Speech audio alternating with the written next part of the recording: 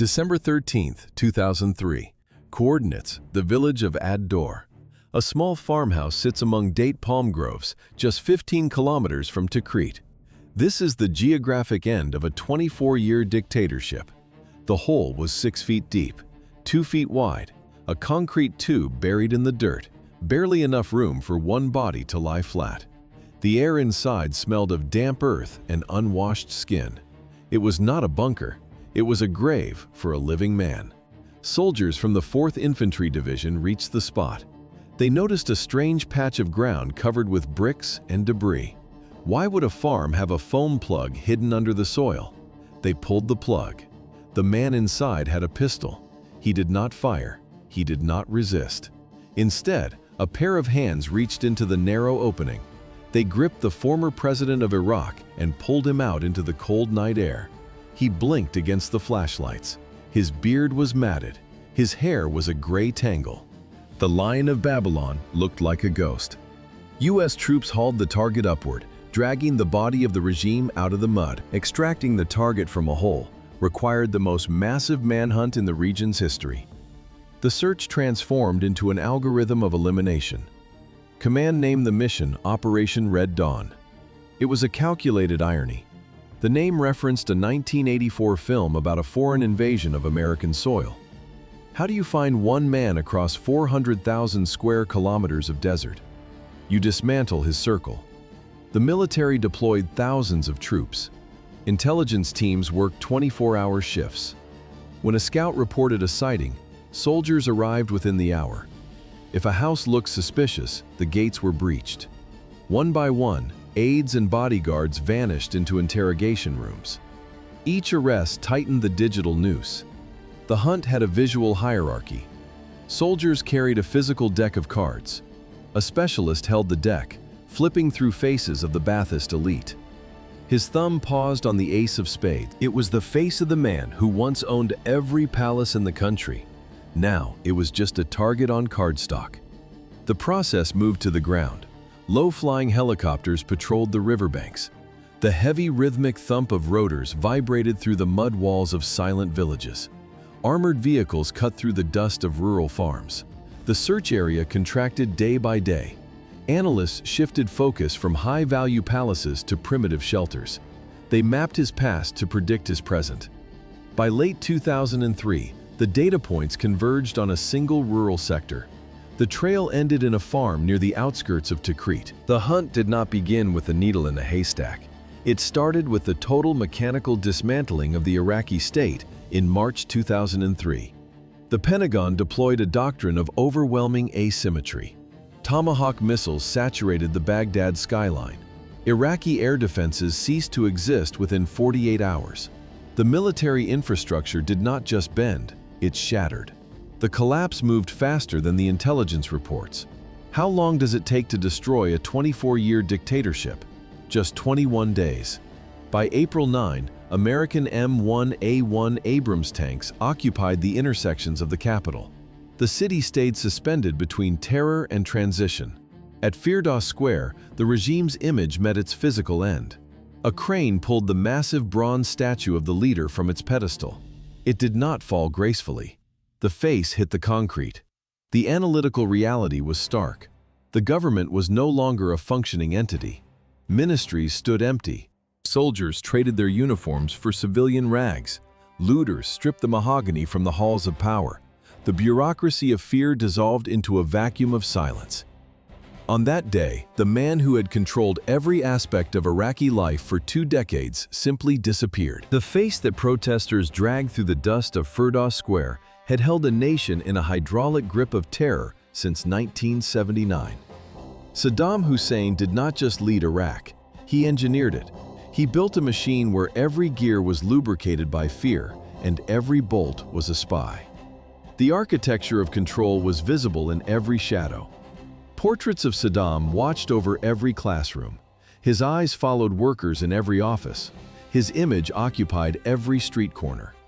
For 24 years, Iraqis lived under a permanent, unblinking gaze. Silence was the only currency of survival. Security forces operated with surgical brutality. They did not just arrest the dissident, they erased the family. Spies permeated every neighborhood, turning neighbors into informants and silence into a death sentence. How deep did the paranoia go? Even the walls had ears. Torture chambers functioned as industrial processing plants for the state's enemies. Saddam survived the Iran-Iraq War. He survived the crushing weight of international sanctions. He crushed internal uprisings with chemical weapons and mass executions. His power seemed architectural, built from reinforced concrete and absolute loyalty.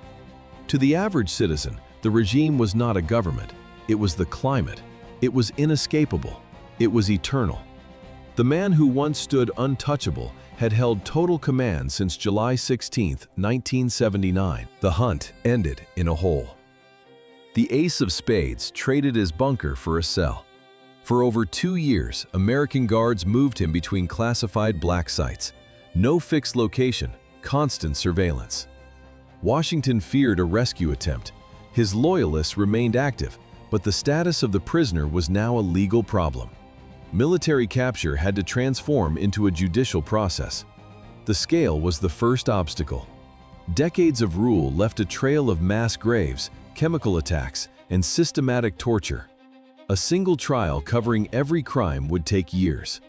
The coalition needed speed. How do you prosecute a lifetime of terror without the court collapsing? The judges chose a surgical strike. They bypassed the largest massacres to focus on one contained incident. The Dujail case offered a clear paper trail. It had living witnesses and a direct link to the leader's signature. It was a tactical selection. Speed outweighed the total sum of his crimes. On October 19, 2005, the trial began in Baghdad. The prosecution built its entire foundation on a single afternoon. It started with a motorcade driving through the heat of July 1982. Saddam Hussein transitioned from an insurgent target to a legal defendant. Prosecutors ignored decades of his crimes to focus on one tactical window. They chose the Dujail Massacre of 1982. Why was this small town selected for a high-stakes trial? The incident was self-contained. The evidence was undeniable. July 8, 1982, 50 miles north of Baghdad. The motorcade moved through the heat. Dujail was a Shia stronghold. Saddam's Sunni regime viewed the town as a nest of Iranian collaborators. Suddenly, gunfire erupted from the date palm groves.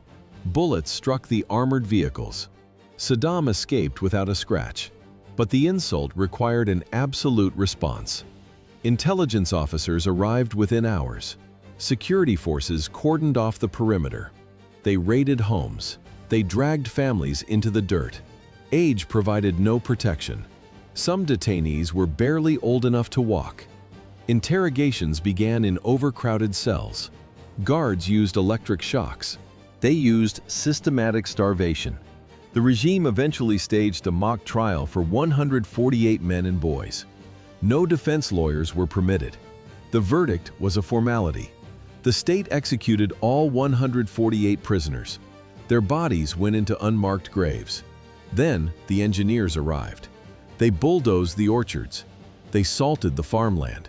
For a community built on agriculture, this was a death sentence for the survivors. Saddam signed the execution orders personally. This paper trail turned a forgotten skirmish into the legal foundation for his own hanging. The prosecution finalized the charge sheet on October 19, 2005. The Dujail paper trail led directly to a high-security courtroom in Baghdad. Concrete blast walls and razor wire surrounded the building. Inside, the air stayed heavy.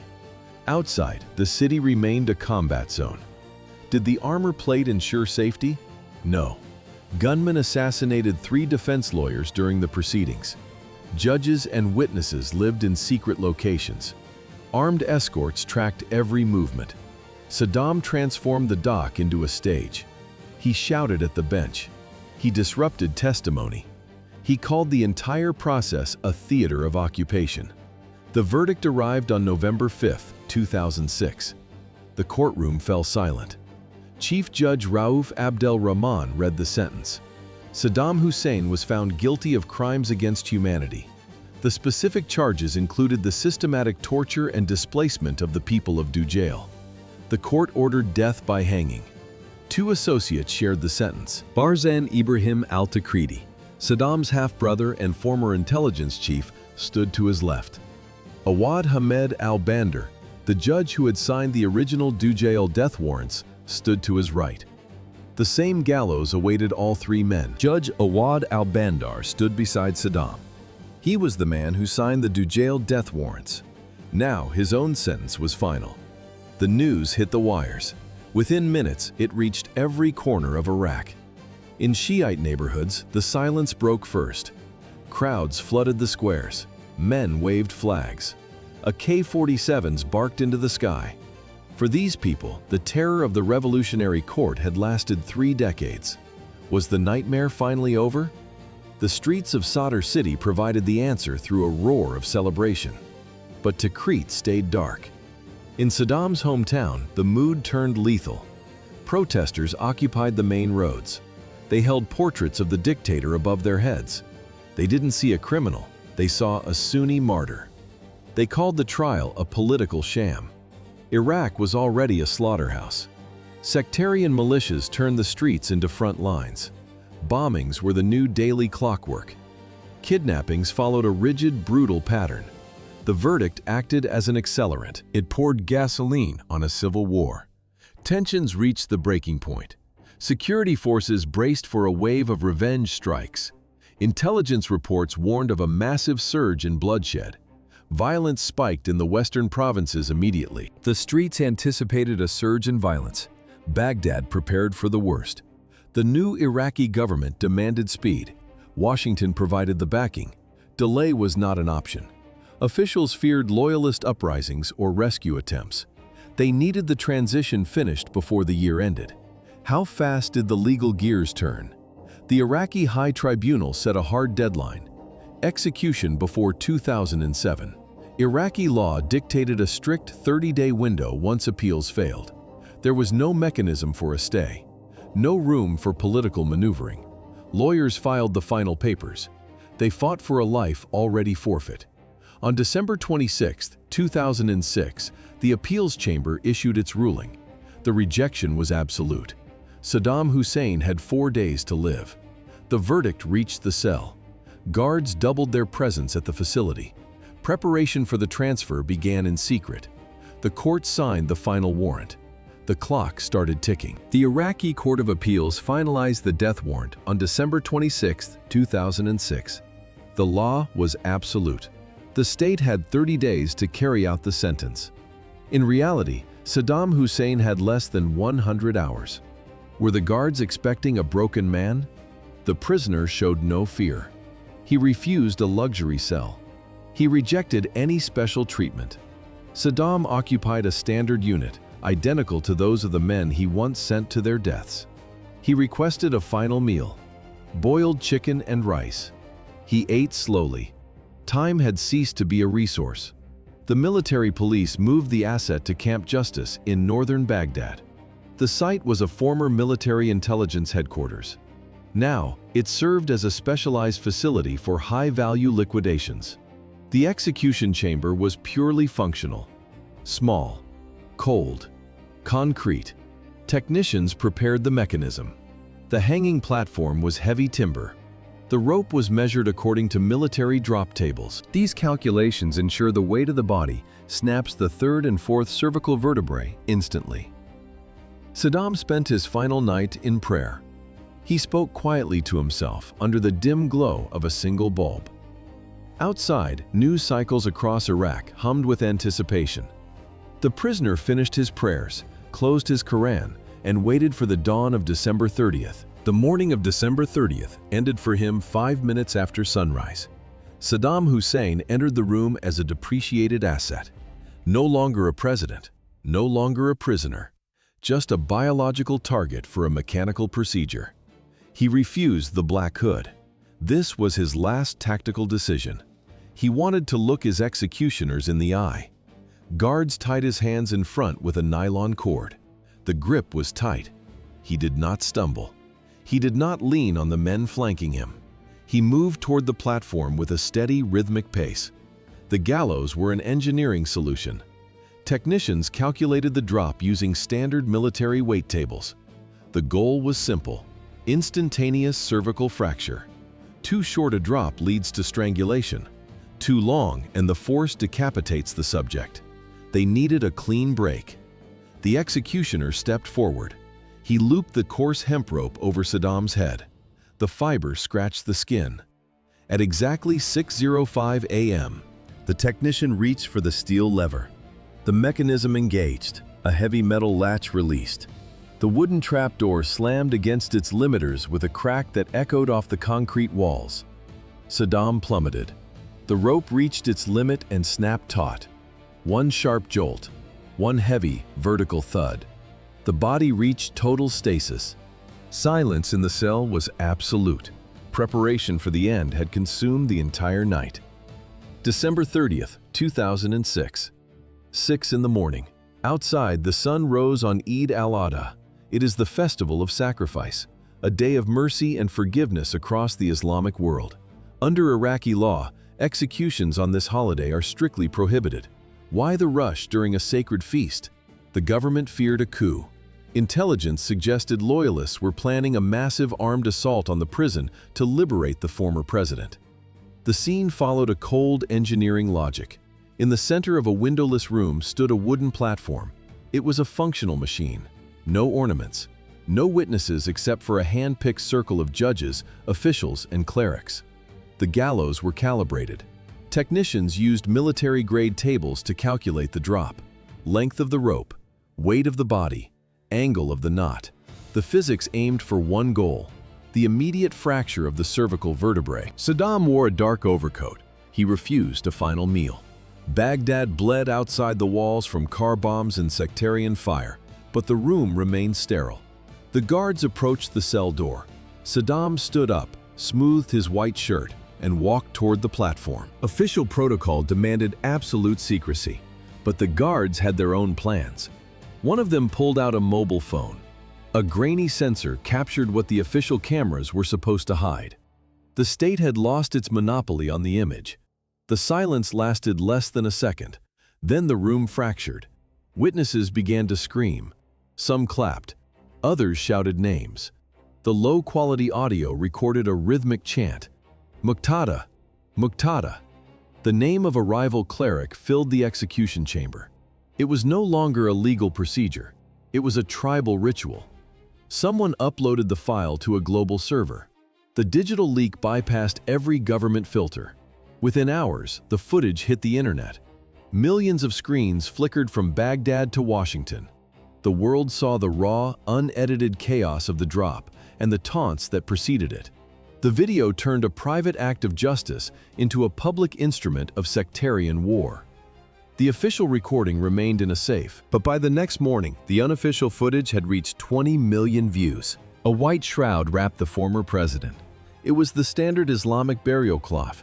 The fabric looked sterile against the dark camouflage of the American security detail. The man who once wore Italian suits and military gold now lay as a blank bundle of cotton.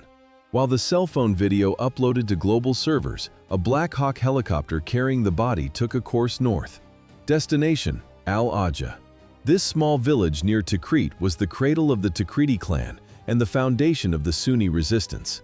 The dynasty returned to its roots as a silent asset. The flight was short, the landing was fast. In July 2003, Saddam's sons, Uday and Qusay, died in a 6-hour firefight with the 101st Airborne. Now, their father arrived to complete the family plot.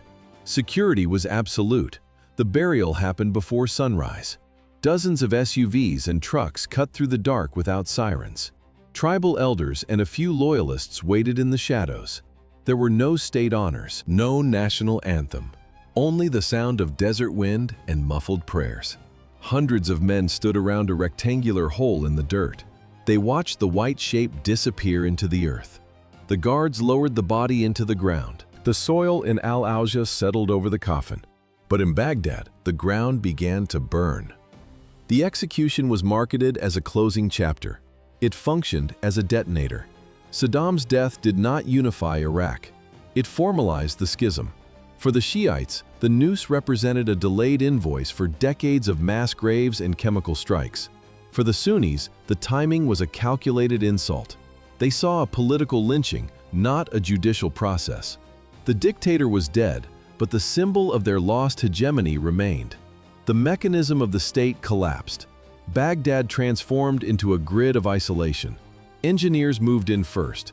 They craned heavy T-walls into place. These gray concrete slabs sliced through residential streets.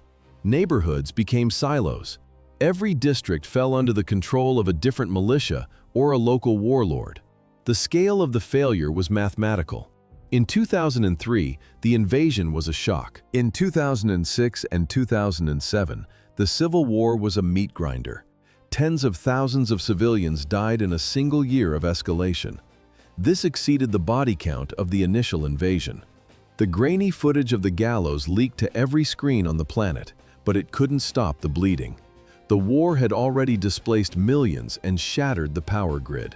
By the time the graininess of the video faded from the news cycle, the country was a map of barricades and sectarian checkpoints. Iraq remained a fractured geography of concrete and ghosts.